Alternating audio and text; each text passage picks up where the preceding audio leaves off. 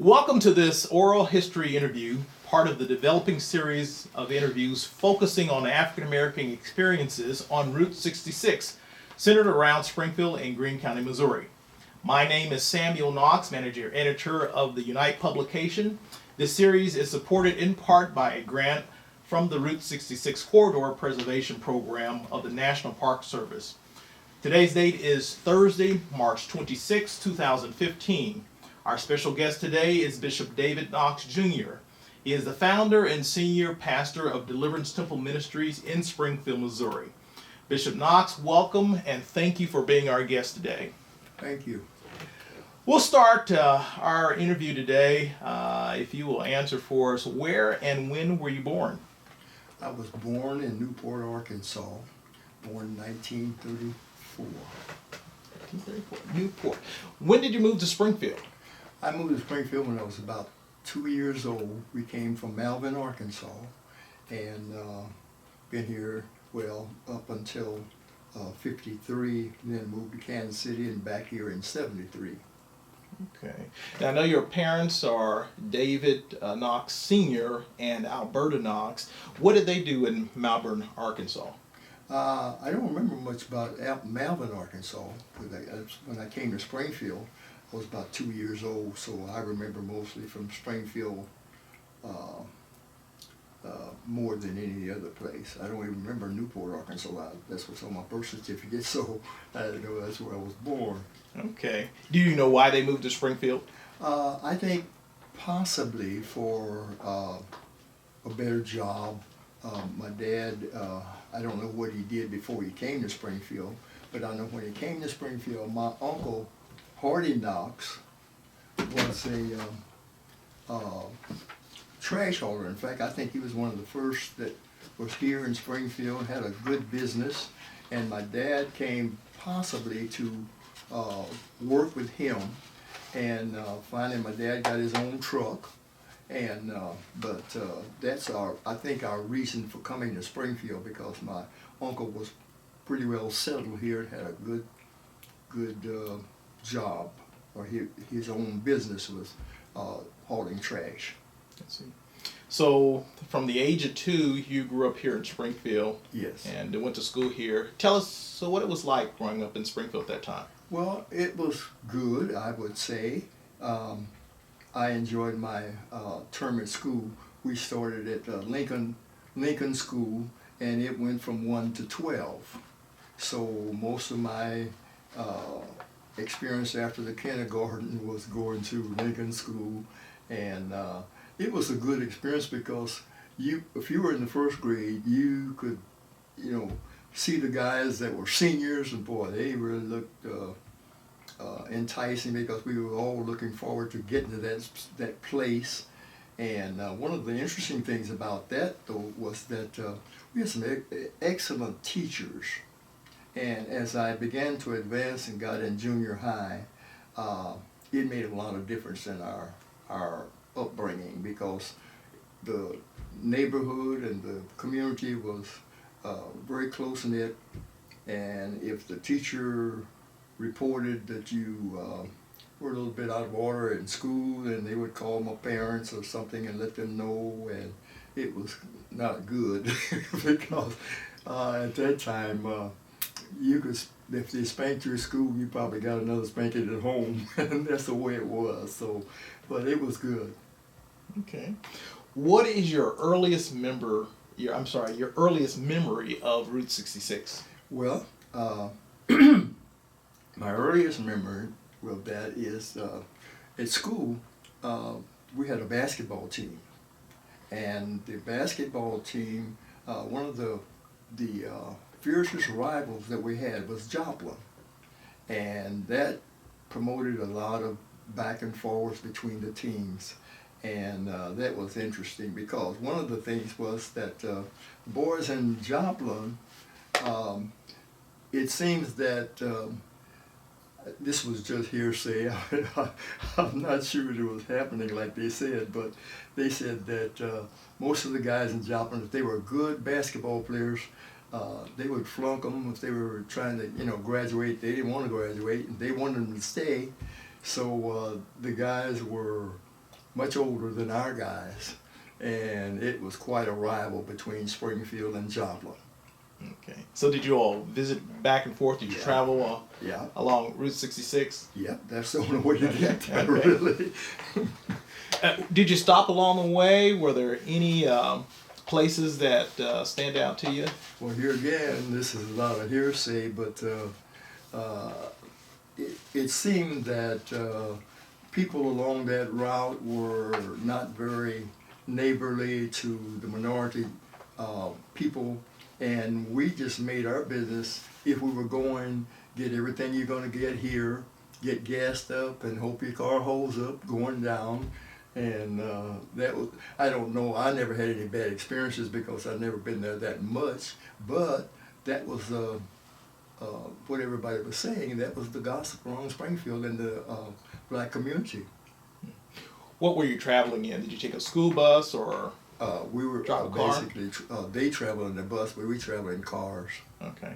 Remember the type of car you were traveling in? Well, I remember when I had my own car. I had a 1942 Buick, and we went down to a church meeting down there, and I on the way, well, I don't know if it's on the way back, I'm sure it was, probably on the way back, my generator was getting bad, and my lights were getting dim, and we had snow flurries, and I had people in my car, and there was about 3 or 4 cars going down.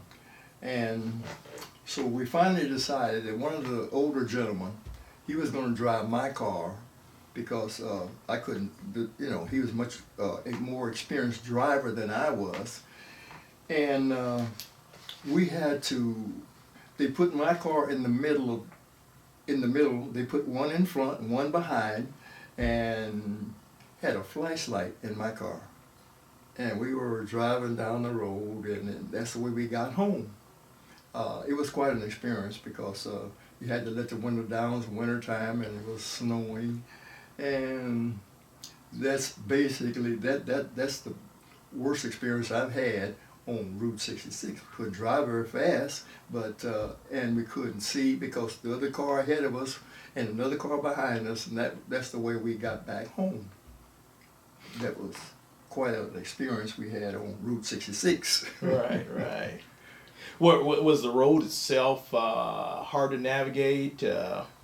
In spots, it Okay. was. They had an area there they called Old Bloody, and it got its nickname from people going from Springfield to Joplin, basically in the black community, and many times they'd go and they would go to party, and they would be drinking and whatever, and several guys had gotten killed, and they called it Old Bloody. It was a curve that come out of Joplin and coming down 66, and I don't know, everybody was aware of it, but sometime when you're drunk or been drinking a lot, it doesn't, you forget, and you pay a terrible price for forgetting. So these were some of the experiences we had on Route 66 because that was the only way, well, not the only way, but that was the best way we took to get it. And the point is, there was no speed limit. And you could go as fast as you wanted to go, and when you're kind of high, where you can go, the faster the better. Yeah. And this was the demise of some of the guys that went down. And but this is what happened on Route 66. Now, Route 66 runs east and west, and it comes right through Springfield. Were there any businesses that you remember going to along the route as it went through the city? I think that one of the routes was Chestnut Expressway at this time, and then there was a route that went through College Street, and that's basically the route that I knew about, and that was in the black area neighborhood, so it comes right down through us, and it was easy for us to get down there, and for the guys at Joplin to come back to Springfield. You remember patronizing any of the businesses Well, there along was the route? Graham's Barbecue that was close to it, and the barber shop. We were all in that little area down there, and so it was basically, well traveled here in town and going to Joppa.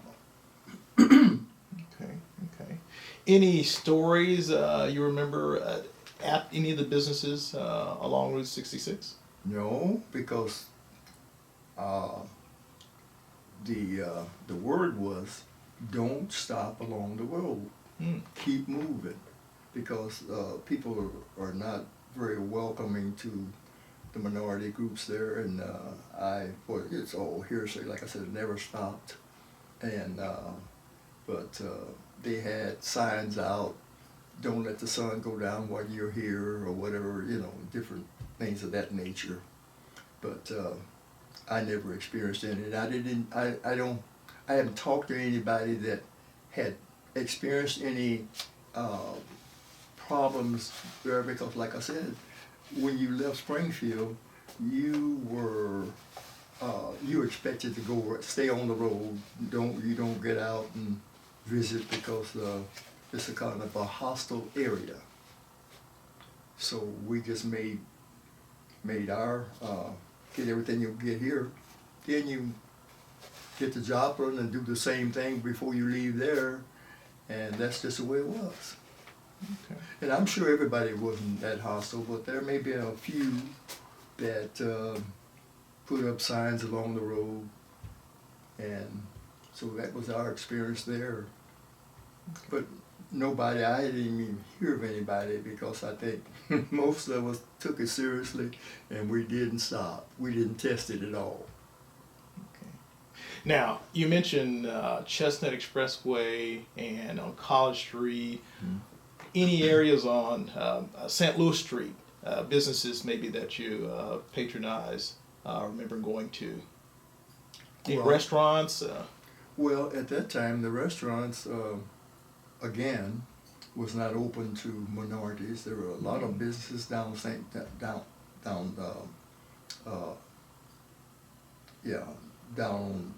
by the square, and there was one restaurant right off of 66 there, going down toward west of the square. We could eat there, but they had a set up in the kitchen. Mm. It wasn't you couldn't eat in the front, but you could eat in the kitchen. They had a waitress to come back and for good food, but we were restricted in where you could eat. And it was a business area that a lot of automobile shops, so they had a lot of guys there were detailing and whatever. So this is where everybody came when they went to dinner. They go to this one restaurant. So did you work along? Yes. Okay. I did. Where did you work? I worked at a Nash dealers, Okay. and I was detailing cars. And of course, it was a whole strip. There was the Buick dealers down there, and Terrell Phipps, Chevrolet, and so we all knew where we could go and where we couldn't go. So if you didn't bring your lunch, you could go down to the restaurant and get a good dinner, but you'd have to sit in the kitchen. Mm. And so that was the way it was for quite a while. I know you mentioned earlier that you remember a song by Nat King Cole about Yes. Route 66 and the different places along the way. You remember any entertainment that you were involved with along the route, anywhere through town or along the highway? No, No. no, it was like I said, everybody understood that you go do what you had to do. Your stop was in Joppa, and hope that your car didn't break down and you'd have to need some help. We didn't have cell phones then, so you'd have to stop at a restaurant or a service station to make a call or whatever. But everybody seemed to be, we took it seriously. We made sure our cars were operable and could get down there and back safely. and that's just the way it was. So what stands out as your strongest memory? Somewhere along the route, whether it's in town or outside of the city limits, is there one story that stands out or one experience that you remember most? Well, the experience that I remember most was the fact that we went down to a church, and we're coming back from Joplin in a storm. I mean, it wasn't really a storm, it was just snowing, and my generator went down. Well, see, had we didn't have alternators, we had generators, and it would go down gradually. Lights went dim, and that was the most notable thing to me on Route 66 coming back. Of course, I was younger, so the other brothers, one of the men got in the car and drove my car back. It was a cold trip because they had the window down, a flashlight out the window, and driving between two cars so we could stay on the road. Okay. So that was the most memorable occasion that I had on Route 66. So you were visit churches Yes. in Joplin. Mm-hmm. Tell us about that a little bit. What was the denomination? It was a Pentecostal church just like ours, and Bishop Barker in Kansas City was the pastor at that time, and they had some very talented groups down there in Joplin. It was family, called the Beasley families and the Tompkin families, and they were all musicians and singers and whatever, so it was always interesting and quite inspirational to go to Joplin. So that's the way we frequented as much as we did because of the church there.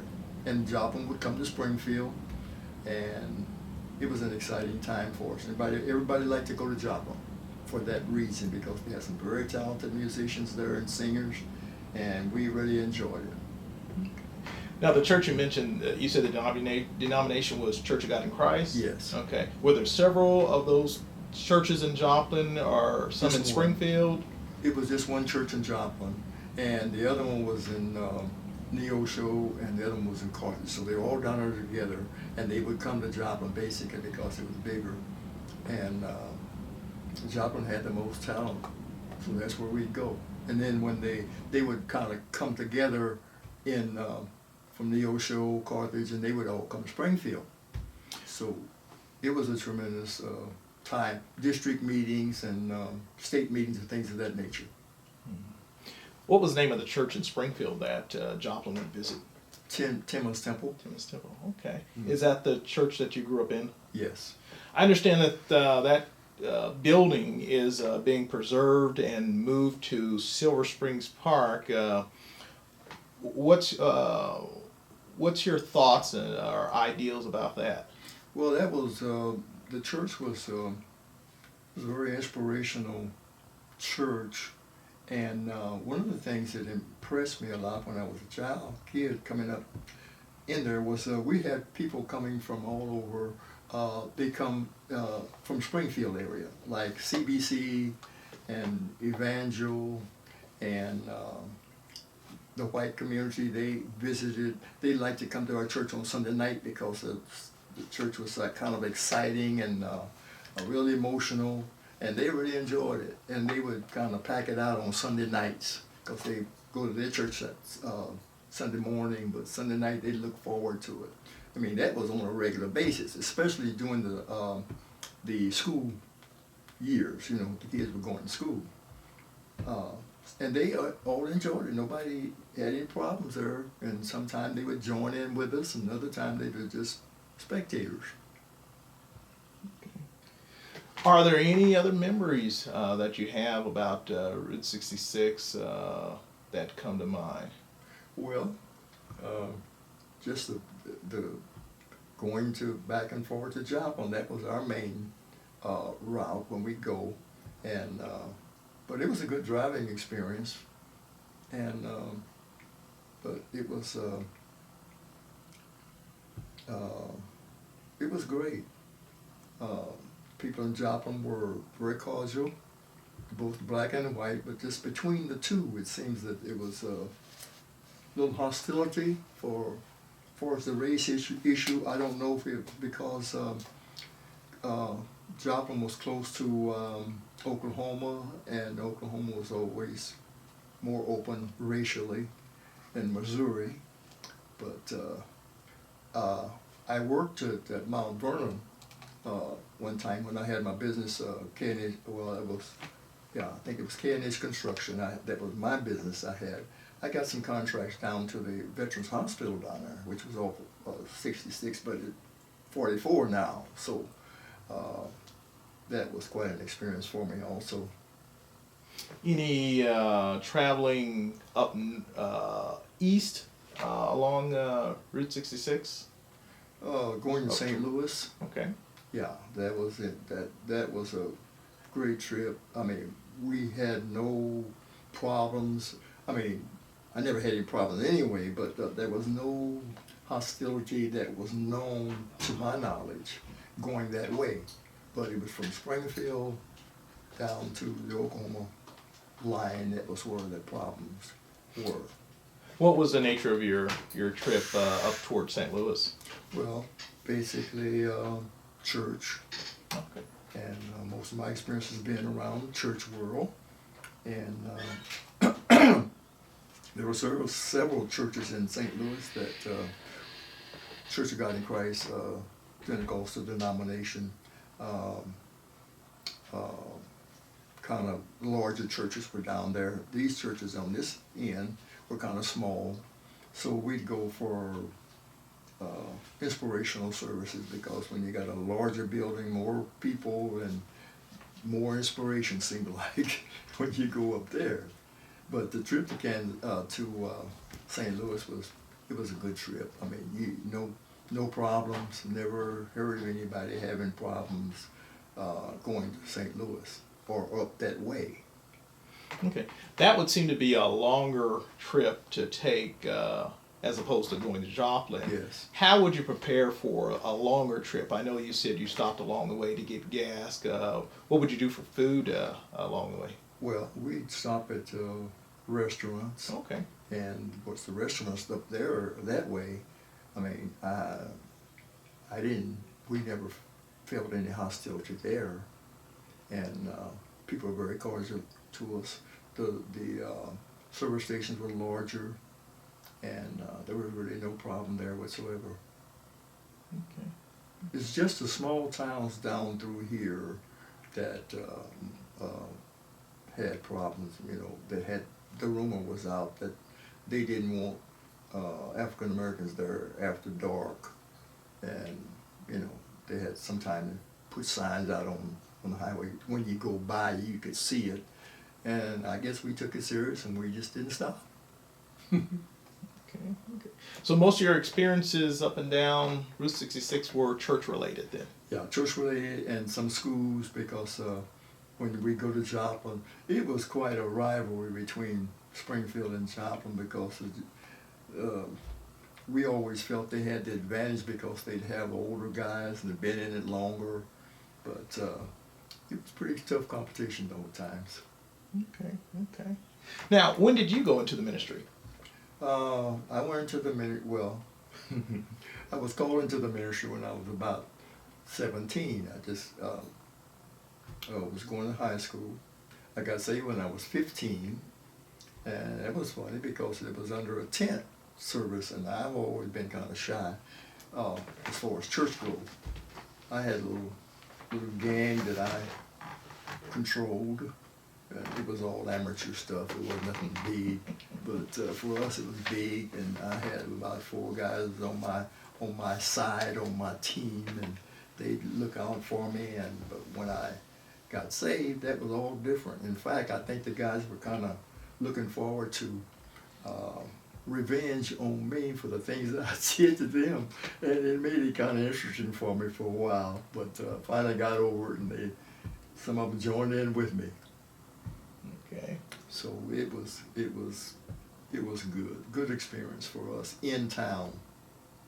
Okay. Now I know you've been pastoring for some time, and you didn't start pastoring in Springfield. No. I know you started in Kansas City. Yes. Tell us about the progression of your ministry from there back to Springfield.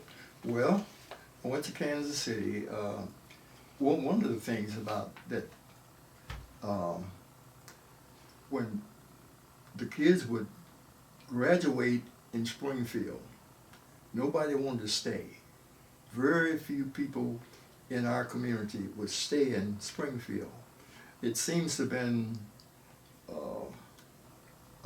an overlap of the bad experience we've had when the black community left, moved out, the hanging and all that. And it seemed to have just been something that when kids graduate, they found there was very few jobs here.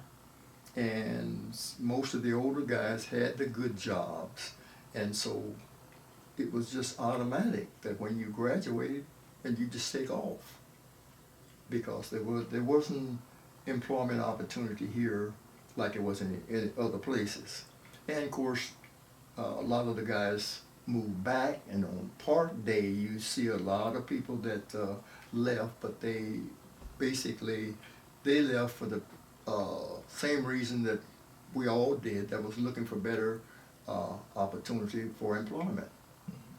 But when I came back I left Kansas City. I started a church, St. Paul Church of God in Christ, and pastored there for 7 years. And then I came back to Springfield and started Deliverance Temple. And we started down on Sherman Street, the storefront. And after about 20 years of hard labor, we found another area, 2101 West Chestnut Expressway. And of course we went through a lot of problems there. In fact, I got called from some of the neighbors there telling us that they didn't want us in that area over there. And it seemed to have been a little hostile when they found out that we bought the church. But it worked out. Well, at one time we had a fire. A young man came and set a little shed that was beside the church on fire, looking for something to steal, to pawn, because he was kind of a drug addict, and couldn't find anything, and just set the building afire. And it just came to the building, our church building. It was because it was close, and most of our, I think about 75 or 80% of our church was burned, damaged by smoke and fire. And of course, after that, we we had to bought the church that we bought it was a school, had a gym, and we moved over to the gym, and we spent about 2 or 3 years in the gym. And we decided to build a church, a new building, and just joined our sanctuary to the existing area that was already there.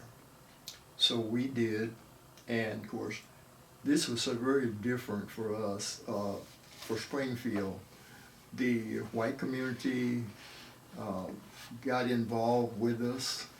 James River for one of the group's churches. And people would just come in off the street. They heard about the fire, and they would come in, bring donations, bring money to us, and wish us well.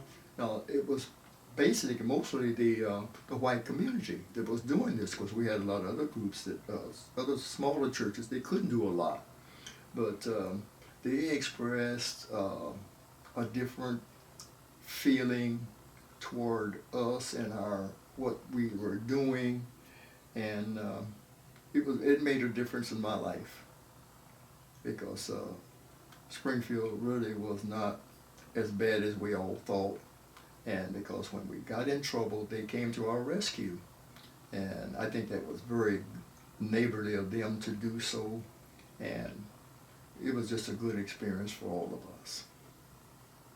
Has there been any times where you've wanted to kind of go back and relive the nostalgia of driving Route 66 down to Joplin, back. I understand that the road is still available to drive on, but have you kind of gone back and driven the route? So I go down, I take I-44, and that's the quickest way down there and get back. I mean, you know, it was 66 was just a 2-lane highway, 1 lane on each side, and I don't think I'd like to go back to that stage. But here again, the difficulty was there was no speed limit, so it was very hazardous. And I was really happy to see when they put I-44 in, because it made it much easier driving, and at least you could get out of somebody's way. You know, if somebody was driving recklessly. But the old 66, it was very narrow, and in places it was a lot of curves, and with no speed limit, and people coming from both directions, and you know, it was kind of hazardous, to say the least, because there was very little, some parts didn't have off ramps where you could just drive along the shoulders, and most of it was just, you know, 2 lanes, and you had to be careful and be on your P's and Q's going down or coming back. So I was happy to see the improvements of 44, and we used to go to Joplin a lot here from Springfield, and as we turn off going into Joplin, you could see the 66 route coming in there, and we take the old one going into Joplin. But as far as using it coming back or going, we just didn't, that was not an option for us. Okay. What was the scenery like driving back and forth? Well, on old 66, there were lead mines. Okay. You could see the mining that had gone on, and of course they said the environment was bad because when they mined in it, but there was quite a bit of it done. There was an incident in Joplin that 3 boys. One was he was impaired. He 2 boys took this guy out, and they beat this boy with a baseball bat. Now this made news in Springfield, Joplin, all around, and they just did it just for the fun. And we passed that way on old 66 because that's where it took place. But we all thought it was a terrible thing, and they interviewed the boys that did. I think the boys were about 12 or 14 years old, and this other boy they just didn't wanted to do something, no reason for it whatsoever. So that was part of the things that, and I also noticed when we went down that they would have upside down crosses, peace sign, or it was rumored there was a lot of witchcraft going on down there. But we only saw a little bit because we only took 66 as we went into Joplin itself, rather than go straight down and come down Main. Was it Main Line? I think it was, yeah. Range line, I think. Yeah, range line. What did I say? Main line, I think. Yeah, range line. Yeah, I remember that. But we'd always turn off and come down over 66 and go into Joplin. Yes, I remember that. Okay. Well, is there anything else that you'd like to add, to share with the audience? Well, we went to Joplin for, we go every Saturday for a prayer meeting down there. It was just kind of something that we did from our church. And we had a great time. Sometime we'd go down for a Saturday revival or something. This is at the white churches because there were very few blacks left in Joplin. And so, but we would go down to have fellowship with them. And it was great. We enjoyed it. And we take our musicians and some of the kids that came from the colleges, they would go down with us. it was a great trip for us. So we had good relationship with Joplin, both spiritually and in the sports events when we were in school. So Joplin's always been a nice place for us to go and kind of get away from Springfield. Well, I'm out of questions. Okay. Did you ever take Route 66 past Joplin into Oklahoma or Texas or California? No, I didn't. But I understand it was we've had some kids that graduated from Lincoln School. They were, I think they were in Oklahoma, and some were in New Mexico, and that was what I was. The song that that Nat King Cole was singing, and he mentioned Gallup, New Mexico, and we had some kids at school that were from there. So I'm sure they went. That was the route they took, because well, at the time there was no other way to get there. Mm-hmm. But it was interesting. But we always stopped at Joplin, and Joplin to Springfield, Springfield to Joplin, or Neosho or Carthage, because they were all in the same little area. Right off of 66. Did you go further east, beyond St. Louis on the other end?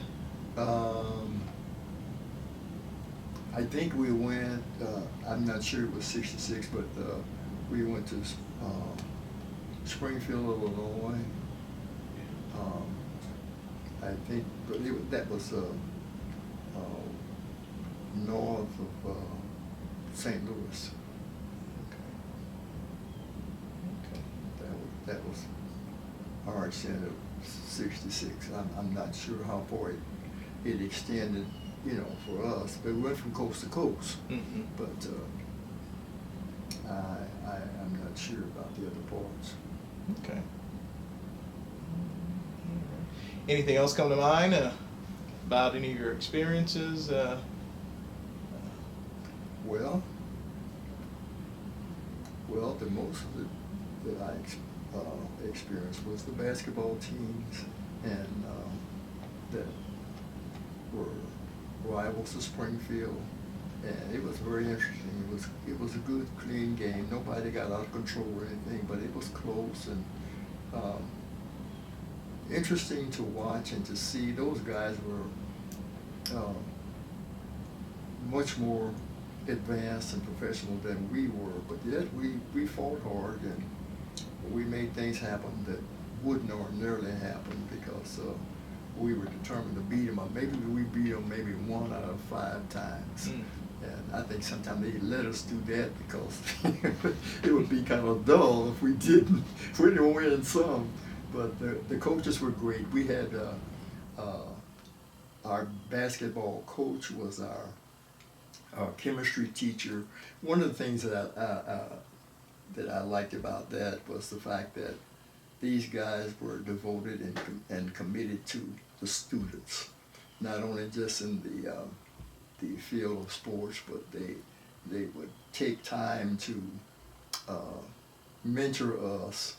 They see us going astray or something, they'd always come and get us and bring us back and get us in line. So it was great coming up here in Springfield. It was a great center for the minorities. The only thing, we just didn't have the jobs to keep us here. So hopefully it still hasn't changed a whole lot. I certainly would like to see it develop better relations in the employment field, but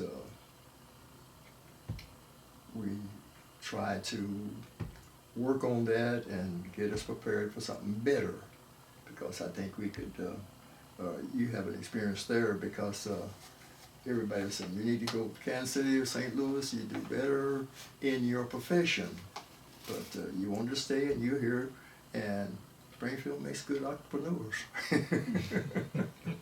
That's true. That's Yeah. true. Yeah. So that was my experience. Okay. Thank you very much. Appreciate it. Hey, thanks for the opportunity. Okay. You remember? So you went with someone. Yeah. Oh yeah. Okay. I'd always go. You remember what show you were going to see? I remember the first show I saw was, I think it was Mickey Mouse. And of course, I think that was the first time I won't go to a movie. And it was interesting to me. And of course, the interesting thing about the Landers Theater, we went in through the alley, side door, go upstairs to the third balcony, and that was the only place we could go. And it had some good movies, and but we could only go to that one, and this is the way you went in. You didn't go to the front, you went to the side, right out of the alley and into upstairs, and you buy your ticket and go up. And as I said, we sat in the third balcony, and good view from there. Better, I think, than the others, but just the fact that we couldn't go down there. Mm-hmm. And sometimes we get in trouble throwing stuff down on their heads. But it was great. Yeah. It was a good experience for us. So were the accommodations in the third balcony or second balcony there? You had a restroom area and concessions. Yes, right. Yeah, we had everything but the seating downstairs. Everything was upstairs for us. Okay. But it was good. I mean, it was, at that time, you know, that was just the way it was. And then, of course, I didn't go to movies a lot after I grew up. I spent more time in church. And, of course, the church kind of frowned on movies. So I didn't get a chance to go a lot at that time. Didn't miss a lot, I'm sure, but it just wasn't available to us. That was the only one. Yeah. Have you been back to the Landers since?